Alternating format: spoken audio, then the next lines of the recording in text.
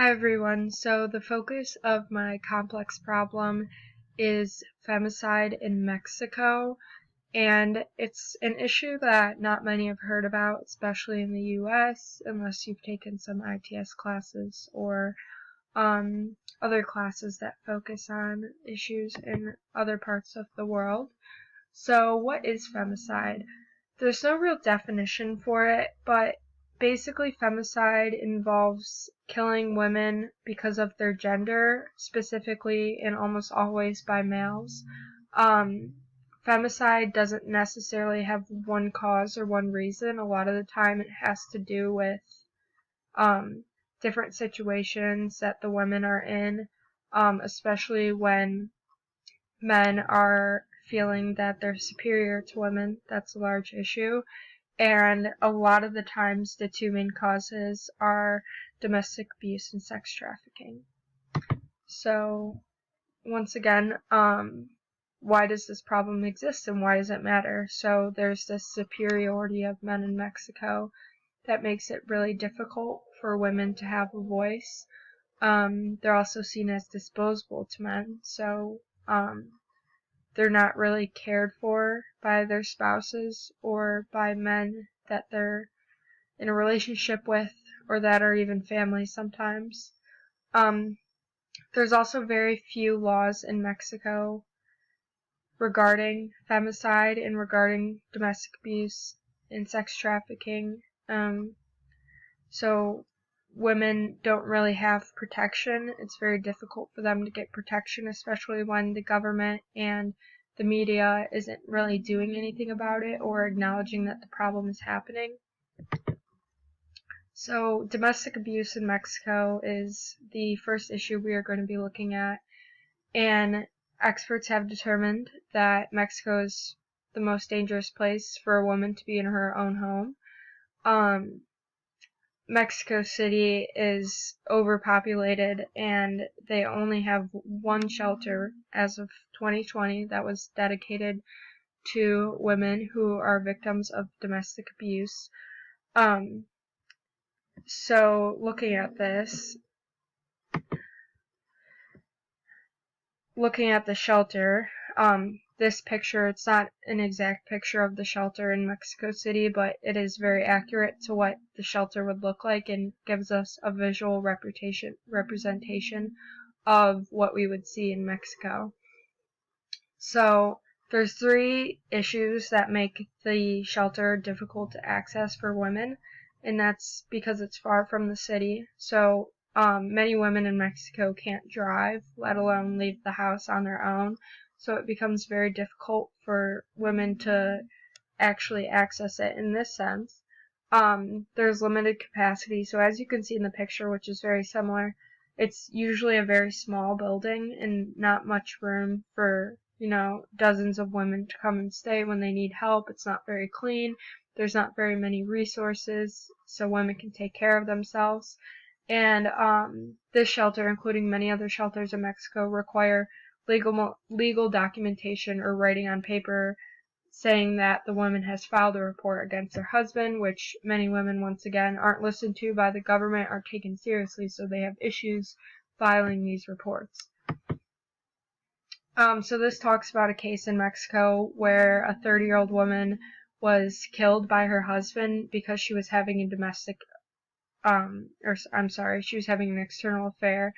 And the man did go to court for it, and he was given less than 2 years because they considered the murder of his wife a violent emotion.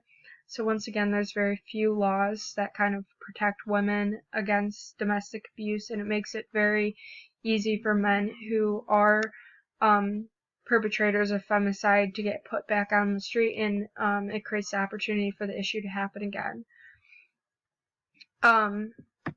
Before we move into sex trafficking, I would like to also mention that the COVID-19 has had an impact on femicide in Mexico. As of July of 2020, the lockdown created a spike in domestic abuse and, even more importantly, a spike in emergency calls from women who are victims of domestic abuse. So, looking at sex trafficking now, sex trafficking relates to femicide because women sold in trafficking often lose their lives due to factors such as malnutrition, infection, abuse by the men who they are sold to.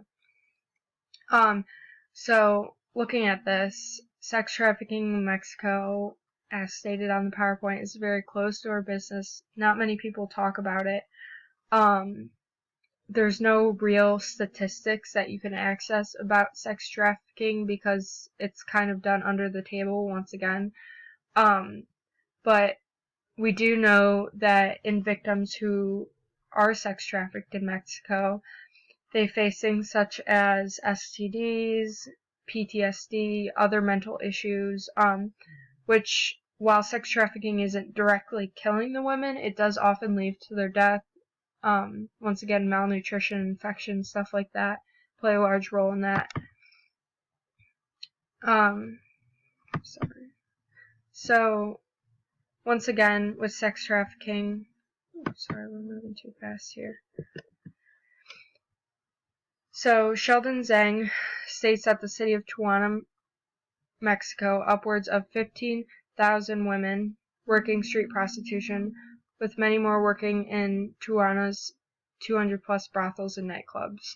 So, looking at this, prostitution is legalized in Mexico, so this isn't any secret illegal business that is happening. It's allowed and often promoted by the Mexican government. They support these businesses, and with this being said, it's kind of a gateway for women to be trafficked. They often start off in prostitution, stripping, things like that in these clubs, in brothels, and they involuntarily get sucked into sex trafficking. So many of these women do get taken over the U.S. border, and at that point, they're no longer in Mexico and they're undocumented in the U.S. It's kind of this loophole that makes it very dangerous for Mexican women to get out of it, and also almost always leads to their death once again. So, with all of this being said, many women have begun to protest in Mexico. As you can see, this is an article provided by Pete Davies that kind of talks about women protesting femicide in Mexico. And it states that an average of 10 women per day are murdered in Mexico because of their gender. We have an ongoing crisis, COVID-19, as you understand, and, looking at very similar numbers, it's almost sad that in the media this doesn't deserve as much, or receive, I should say, as much attention as a health crisis when it is still a crisis and it's important. But news coverage has begun to increase in Mexico, especially because of COVID. Once again, going back, women have been locked in their houses.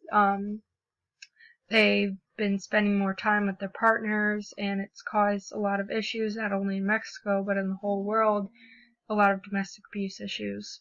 So women have begun to protest that a little more than they were before, and it's not so much about the protesting, but the news coverage and people recognizing that the issue is occurring. So what can we do to help reduce femicide in Mexico? There's 3 main things that need to be done, and that's spreading awareness about the issue. Once again, this is probably the first time you're hearing about the issue, so you're not, if you don't know about the issue, you don't know how to handle it, and there's nothing you can do to help if you don't know it exists. Creating more accessible shelters in Mexico for victims of domestic abuse, and educating women on how to better protect themselves. So many women feel helpless in Mexico.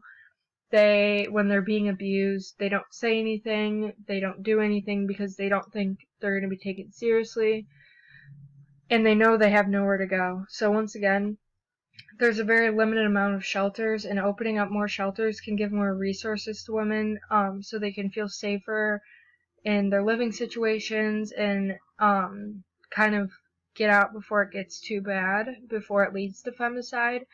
And we also need to demand change in laws relating to prostitution, domestic abuse, and femicide in general. So, like I said, there's really no laws against femicide in Mexico, or anything that causes femicide, and when men are prosecuted for their crimes, they're often let out. So, putting more pressure on the media and the government to create new laws and to put more focus on this is really important to the success of reducing femicide in Mexico. And finally, these are my sources I used, and that is about it. Thank you.